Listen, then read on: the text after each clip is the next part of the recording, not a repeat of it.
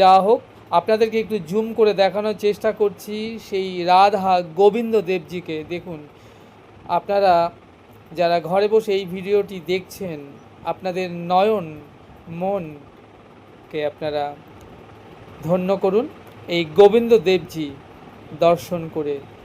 কি অপূর্ব দর্শন! দিব্য সাক্ষাৎ ঠাকুরজি সামনে যেন প্রকটিত হয়ে দাঁড়িয়ে রয়েছেন। দেখুন কি অপূর্ব দিব্য দর্শন হলো। মন্দিরে অনেকক্ষণ, ঘন্টা দুয়েক কেটে গেল এই গোবিন্দ দেবজির মন্দিরে। এখন দাঁড়িয়ে রয়েছি জয়পুরে গোবিন্দ দেবজির মন্দিরের সামনে। বিখ্যাত গোবিন্দ দেবজির মন্দির। মন্দিরে সব ভক্তদের হোলি খেলা চলছে, আবিরে আবিরে হোলিতে হোলিতে সব মাতোয়ারা গোবিন্দজিকে নিয়ে সকলে এখানে আনন্দে মাতোয়ারা চলছে, হোলি খেলা চলছে জয়পুরে গোবিন্দ দেবজির মন্দিরের সামনে।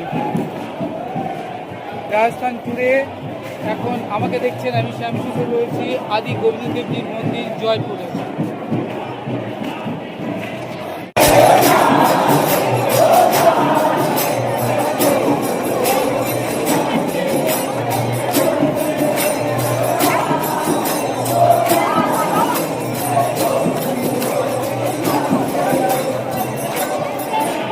জয়পুরে গোবিন্দ দেবজি টেম্পলের সামনে ভেতরে ভক্তদের আনন্দে হুল্লোড় চলছে,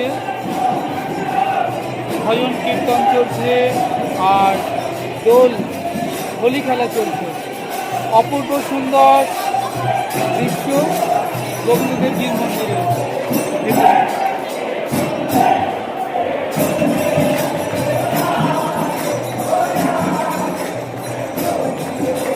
গোবিন্দ দেবজির মন্দির দর্শন করে এবার আমরা ধীরে ধীরে বাইরের দিকে বেরোচ্ছি। অপূর্ব সুন্দর দিব্য দর্শন হলো।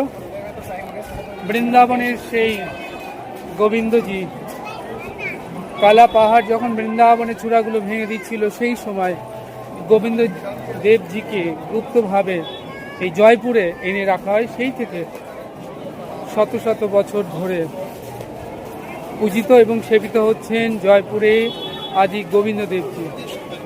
আমরা এখন সেই গোবিন্দ দেবজি অদ্ভুত দিব্য দর্শন করে ধীরে ধীরে মন্দিরের বাইরে দিকে বেরোচ্ছি।